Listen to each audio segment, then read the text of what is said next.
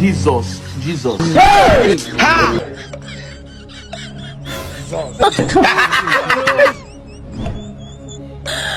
Emwe Bobi Wine akozesezza mwami Museveni Loos ate afuze mwami Museveni ne kabineti ye ne ministries ze mulaba kati mwami Museveni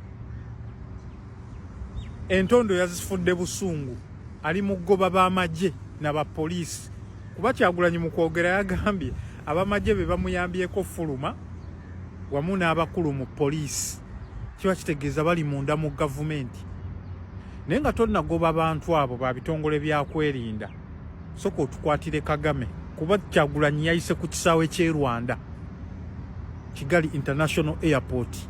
mwemwe n'abatamanyi mugaso gwa Kyagulanyi kufuluma ggwanga nze kambabbireko ebimu ku byo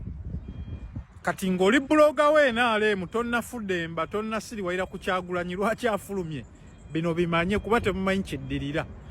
bakama bammwe sanction zijja essaawa yonna soon gye bayite envumbo bagenda basibira mu ggwanga nga tebasobola fuluma babbye eggwanga sente z'eggwanga bainvestinze Bulaaya eyo amayumba bizinensi kati Kyagulanyi yagenze bakwate ebintu ebyo buli mukungu yenna abadde mu gavumenti ye NRM oba bamagye oba abapoliisi oba baminisita nze first family ezo be tutamanyi bonna bagenda bateekako envumbo abadde balinnyirira eddembe ly'omuntu wa wansi tokimu tu Kyagulanyi yagenze oba eggwanga alitunda alitunde golodi we Uganda oba amafuta tetulina bye tubifunye minerals ezo eziva mu nsozi Salim Saleh azeeyagaliramu kati alina okutula ddiru n'abazungu muzeeyi ayinza okulayira n'obutalayira kyenva mulaba abasajja abo badde banoonya nnyo Kyagulanyi bamusibire ewuwe magere nga tebaagala afulume kati mwe muddemu mufudde embe yafulumye struggle yagirese temumanyi kijja muteeke ewaaga sente ze baabawa obuwumbi obutaano simoba munazifuna nozifuna omulimu gwe baabawa mutsangule Kyagulanyi ku media gwabalemye kati simanyi oba mwami Museveni obuwumbi obutaano mmwe babloga be NRM anaabo bawa omuli ne bapasita kati wano ngambira n'abayimbi be Uganda mmwe bulijjo mmweyita Big Firi ono yabavaamu mwasigala ba Big 2 Fenna tukimanyi nti Bobi Wine yafulumye eggwanga tali mu Uganda era nga yagenze kutabaala mawanga naye bannanga abaana bamulaze omukwano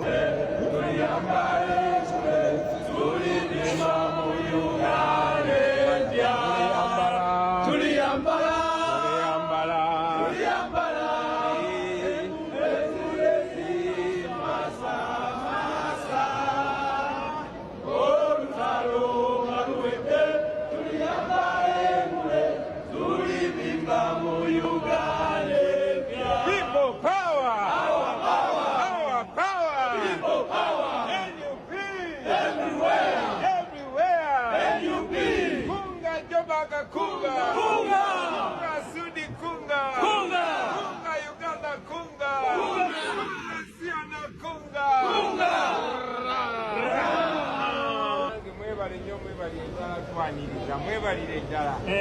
size nozeka nze ne bakyali bange mugenda balaba nze ne kyali wange bamwita Ssebuganda ono gwe bakulako omukono Muziwe Makerere nze ne kyali wange Masereka w'Ekasese ono bamutocalinga mumujjukira nze ne kyali wange gwe bayita Motive Kasaga naye tokya victimu ne chali waffe John Bosco Bude Karamoja ya Muganda yukubamu amasaka ne mukyala Kibalama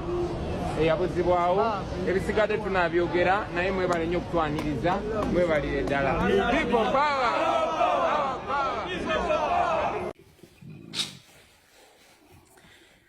tibahabulwa adiployinze nnyo n'okusinga nga wadde tonataka tambi lwaki adiployinze one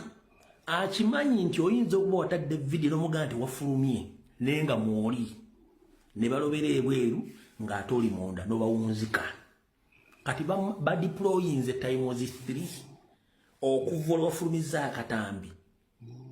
kati zino embaata zane teziri ku social media za NRM zo bwe baziwadde script zijje zigamba abantu mbwe Kyagulanyi adduse struggle yagisuddewo tannakuga nti yasuddewo struggle no ate struggle ya national platform si ya NRM mwaba NRM pain mujijja wambadde nga temwandibadde happy nti omusajja kala afulumya agenze kukolabira mwandibadde muri happy naye ate mwe musinga okulumwa kiki abayenze embuuza mwandibadde nnyo happy nti Robert Kyagulanyi Ssentamu afulumya eggwanga alibalekedde naye ate mulina pain y'amaanyi nnyo okulabira Kyagulanyi afulumye kiki kye mwagala ekituufu kati Mr. President njera kutegeeza omusajja deployinze tayimuzi firi wadde tunafulumya katambi era ekiri mu barracks kitokota si kisaanikire tebakulya ssente ekiri mu barracks kitokota si kisaanikire ulira bulungi nnyo buli bwetunde wanywandi yosoferi yonna babadde bakimanyi Robert Kyagulanyi Ssentamu bagenda mutta ino mukijje ku nze. They were given assurance Robert Kyagulanyi Ssentamu come what made before Museveni swear he is going to be assassinated by all means. Then bajoininge NRM nga tewali muntu yenna ma opposition agenda kuddamu kutawaanya government yabafuge kalamba.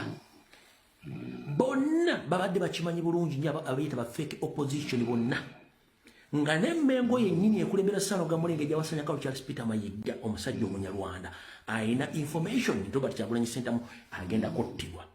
Nga kino najja nkibagamba okuva omwaka oguwedde nga n'okulona tekunnabeerawo baali tebamusuubira nti agenda kusukka ogw'omukaaga nga either mufu oba ali mukomera. Comrade mpulirizamu katono tolaba nti ebyafaayo byawandiika abasajja abagezi nga tumanyi ba Julius Caesar in the Gallic Wars nga tumanyi ba Ewini Romero 1894 to 1944 amanyidwa nga the Desert Fox ngera bwongo bwaffe twatekamu Alexander the Great 356 to 323 BC nga tumujjukira mu the Battle of Gaugamela ne the Battle of Issus ng'ebyafaayo tumanyimu ba Hannibal Barca 247 to 1803 BC nga tumujjukira mu the Battle of Cannae ng'ebyafaayo byawandiika abasajja abagezi mu ntalo Basantizu ajjukirwa mu the Art of War 5th century ebyafaayo mu kyasa kino ekyaffe the 21st century bigenda kuwandiika bulala kwona omwami kankutwala empola nkimanyi wakitegeddero okimanyi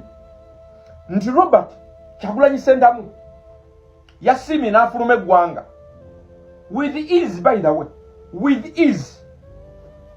Wabula njagala focus kweno video tugiteeka ku kikyalese mabega tuula kakkana ensonga yamufulumiza ogitegedde yagigambye ebimu ku byamugjawo wabitegedde yabikugambye ebimu ku byagenda okukola wabitegedde omulamo gweno video n'ekitufuula ab'enjawulo ku mutala kuno kwe kulaba byolabye netubiraba from a different scoop oba netubiraba from a different angle netuzimbulukusamuko ku kyolabye netukulaga kyobadde tolabye omugaso gwaffe gwa microscope tuzimbulukusa public kyerabye netukulaga byotalabye tuula kakana emyezi gibadde ejja nga pisu gisu diso UPDF polisi prison banoonya bayiga Robert Kyagulanyi Ssentamu mitembo versus the media ku media nga bazanya olutalo luli psychological lwabongo nga bagamba tetumunonya is a free man, we simply occupied his homestead for his personal security nga kyebatugamba state spokespersons never army spokespersons never nuba abakulira police n'abasigadde nga bo bakugamba tebamuyigga olw'olutalo lubadde psychological yet in reality ebitongole byonna ebikessi bibadde bikulaga nti binoonya kankulage Robert Kyagulanyi Ssentamu kyalese emabega ekisooka asize obunafu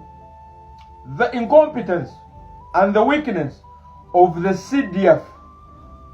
the chief of the defense forces eza Uganda Muhoozi Kainerugaba bakulete kweno video omwana akutte nakuteka mu laundry washing machine nakukunya yegwe Muhoozi owewa trillions mwenda off the budget of our country of which nga gonna mabanja ne bakuwa emyezi 2 ononye civilian with all the intelligence agencies zoyina n'omubulwa kitegeeza ki bali batusiigire ekifaananyi kya intelligence mbu Museveni ng'akwagadde akufuna mbwera Museveni omumanyi awuliriza amasimu atrackinga movement wuliriza comrade tetubaddewo na intelligence emyaka gyonna zero intelligence Robert Kyagulanyi Ssentamu akijjemu kyetuba nkona intelligence tubadde n'abayizi nga intelligence gwe bamanyi y'owokunoonya obugere bw'embizzi we yalinnye nga bw'obwerawo zero intelligence omanyi kibuuka eziri nakasera obudde buno kibuuka eri nakasera awo obudde buno senga tubadde mu ggwanga ettegeevu CDF abali talina mulimu civilian akubula atya nga yegwe commander chief of the defense forces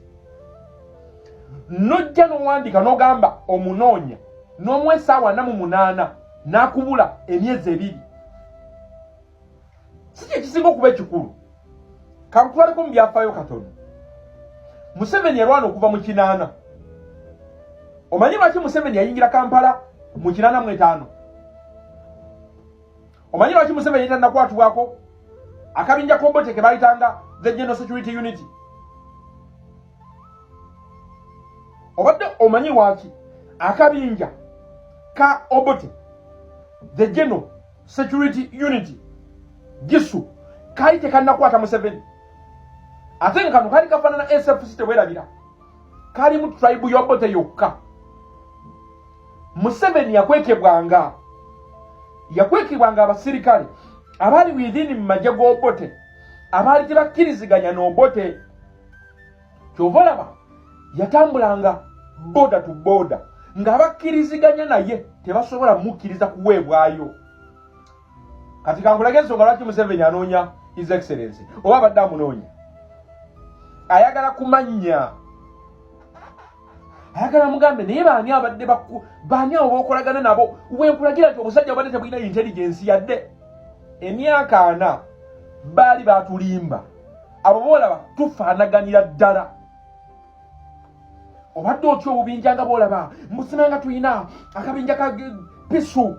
tuyina ISO internal security whatever rubbish omwana akulaze nti ebyo bonna rubbish temuli bantu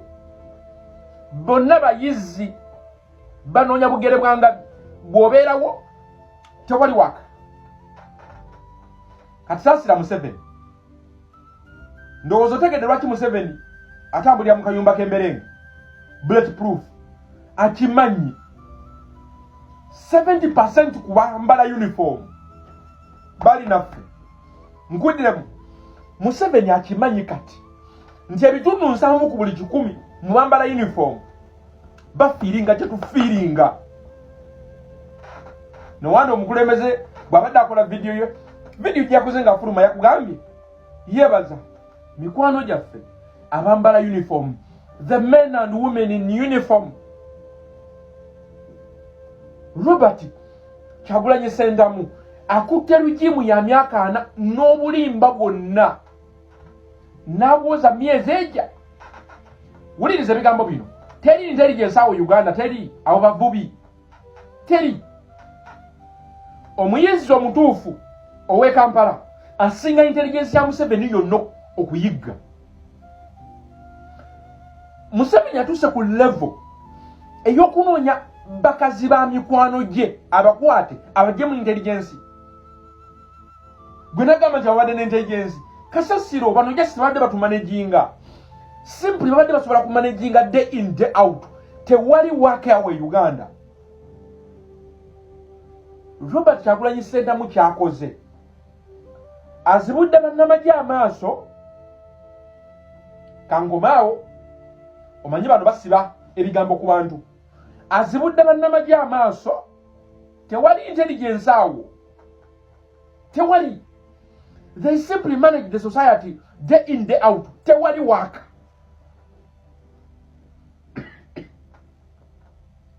myezi ejja nga bayitamu abalaze n'okubalaga nga bubeekalakaasa nti bamunoonya nga abakwatira video nga balaga wendi. What are you?